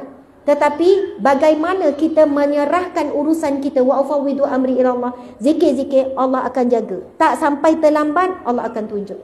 Jadi saya kira sekadar itulah ya. Tadi rasa nampak macam ustazah sekejap je kan. Tak lagak apa semua. Saya minta maaf soalan banyak tak boleh nak jawab. Pandangan ustazah berkaitan masalah kahwin, keretakan rumah tangga. Tengok. Pasangan 50 tahun ke atas. Betul lah kita sebut dari awal tadi ya. Apakah hukumnya kita membuat aksi 360 darjah mempamerkan apa yang kita pakai di medsos? Kan sekarang ni kan orang pusing, memusing diri tu. Alah macam-macam lah joget-joget semua tu kan. Subhanallah. Benda ni memang ada bincang, 4 mazhab ada bincang. Pasal isu wanita berjoget di khalayak ramai. Pasal suara wanita yang digemesikkan dengan digemalaikan. Kesimpulannya, muslimin-muslimat sekalian, hukum wanita berlenggok-lenggok di khalayak ramai lagi dilihat. Kalau sama perempuan tak apa, tutup, berlenggok-lenggok lah macam mana pun. Hukumnya makruh. Ada ulama kata tak ada masalah, ada yang kata makruh walaupun sesama perempuan sebab menjatuhkan maruah. Kalau saya berjoget tempat, apa pandangan makcik-makcik ustazah joget kan? Kita pun ada yang cakap, alah sesama perempuan kot. Memang boleh tak sampai berdosa, tapi maruah tu jatuh. Faham ya? Sesama perempuan pun maruah boleh jatuh. Bahkan ulama kata wanita yang salihah dia tidak akan menggoyang-goyangkan. Maksudnya walaupun sesama wanita kerana ketinggian maruah. Apatah lagi di khalayak ramai dalam Facebook, dalam IG, TikTok. Sebab itu ada remaja yang memberontak. Marah pada saya. Ustazah ni itu haram ini. Menari tu kan sekadar untuk kepuasan diri. Saya jawab terus. Boleh. Menarilah sampai 2 jam, 3 jam, 4 jam. Tapi seorang-seorang. Sebab dia kata untuk kepuasan diri. Saya kata kenapa? Menari seorang-seorang tak puas ke? Kata untuk kepuasan diri. Jadi kenapa perlu ditunjuk di media sosial? Maksudnya bukan kepuasan diri. Itu memang niat untuk ditunjuk, dipuji. Untuk dilihat, untuk digilai. Kalau betul untuk kepuasan diri, narilah seorang-seorang. Sebab saya tengok ada yang komen, alhamdulillah ustazah, sekarang saya memang dah buat. Saya menari seorang-seorang dan saya rasa puas. Saya rasa selamat. Dia buka yang nari-nari tu dekat TV, dekat YouTube. Dia pun narilah seorang-seorang sebab dia minat menari. Dan saya rasa memang lebih tenang dan saya pun dapat kepuasan diri. Masya Allah. Jadi, yang pusing 360 darjah dapat pahala bila depan suami. Pusinglah berapa kali pun. Pusing sampai pening. Masya Allah, alhamdulillah. Saya suka pusing depan suami. Peliklah pula. Sebelum keluar dari rumah, suami akan tengok atas bawah dan dia suruh pusing. Sebab takut ada bahagian yang melekap ke atas. Kadang walaupun tudung bulat, tapi ada kain yang lembek. Dia melekap, nampak juga. Kadang baju kita rasa dah okey. Saya jalan sikit, dia nampak terbentuk, dia suruh tukar lah. Suami saya pun cerewet. Bab pakaian suruh pusing sebab takut terlihat aurat bila berjalan, bila bergerak, bila angin datang dan sebagainya. Kalau kita dah usaha jaga tapi terbentuk juga, dimaafkan. Alhamdulillah. Terima kasih banyak-banyak. Mohon maaf kalau apa yang dikongsikan tidak menepati kehendak. Mungkin kata apa-apalah kan, tak menepati kehendak, keperluan dan sebagainya. Penganjur harap lain, saya sampaikan lain. Saya mohon maaf banyak-banyak. Mudah-mudahan, Masya Allah. Okey. Infak laluan baru kenderaan ke Surau Al-Ikhlas daripada Kasturisari. Laluan kenderaan daripada Kasturisari, parking kenderaan berbumbung kos keseluruhan RM60,000. Kutipan terkini RM5,000. Maksudnya perlu lagi RM55,000. Mau sumbangan melalui tabung Surau Al-Ikhlas dan melalui akaun Bank Muamalat Surau. Okey, jadi tolong share maklumat ni dekat sahabat-sahabat. Ada dalam campur dua ni dalam 2,000 orang yang sedang menonton. Masya Allah, surau Al-Ikhlas yang saya dijemput hadir ni sedang mengumpulkan dana. Maksudnya dana tu nak pasang kat mana tu? Oh, belah sini. Jadi nak pasang atap bumbung, laluan pejalan kaki berbumbung. Oh, okey, subhanallah. Nak membina tempat berbumbung untuk orang kurang upaya ke apa, sebenarnya untuk manfaat ramailah. Masya Allah, ini dikira wakaf. Wakaf, apa saja yang kita berikan sumbangan yang akan ditanam dalam bentuk binaan, ia jadi wakaf. Mungkin ada orang kata sebab minta parking tu yang tak beria sangat kan. Kalau minta untuk dalam surau sekian-sekian, kita kata barulah rasa macam afdal sikit. Tapi sebenarnya apa saja binaan yang berkait dengan rumah Allah, semuanya adalah afdal, semuanya adalah baik. Mungkin ada orang yang pandangan tak penting, itu bukan keperluan, itu hanyalah kehendak je. Sebab kadang-kadang bab-bab macam ni orang petikaikan juga. Jadi kita kena faham, bila pihak surau dah nampak itu adalah bukan kehendak, itu adalah keperluan, esok mungkin kita dah tua, kita tak larat, kita pun sangat memerlukan kemudahan seperti itu. Wallahu alam. Jadi insya-Allah dah lancarkan belum? Dah lancarkan. Dengan lafaz yang mulia kita lancarkanlah. Moga Allah memberikan keluasan pintu rezeki untuk kita bersedekah sebanyaknya. Jadi infak laluan baru kenderaan ke surau Ikhlas, insya-Allah memerlukan kos 60,000. Kutipan terkini adalah RM5,000. Jadi sahabat-sahabat di FB, anda boleh dapatkan ni. Sebab apa? Bila kita infak di rumah Allah, semua ni akan jadi saksi. Nabi SAW bersabda, sadaqatun burhanun. Sedekah adalah saksi. Maksudnya, sebanyak mungkin rumah Allah kita kena tinggalkan tapak ataupun tinggalkan kesan ataupun bukti. Sebab ada orang dia jaga masjid dia je. Dia kata, Ustaz, apa-apa saya sedekah masjid kampung saya. Saya kata, rugilah pakcik. Kalau boleh sebanyak mungkin masjid ataupun surau yang kita nak tinggalkan bukti. Sebab semua ini akan menjadi saksi di mahsyar kelak.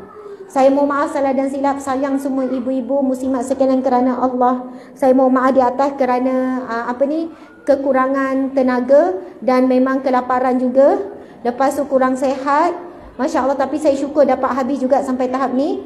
Namun jika kupasan tidaklah kupasan tidak bagus, kurang terkesan, saya mohon maaf di atas kekurangan penyampaian pada hari ini. Mudah-mudahan Allah memberikan ilmu pengetahuan yang benar dan kita mati dalam keadaan benar, insya-Allah. Wabillahi taufiq wal hidayah. Assalamualaikum warahmatullahi wabarakatuh. Terima kasih semua, sayang semua, insya-Allah. Jadi macam ni.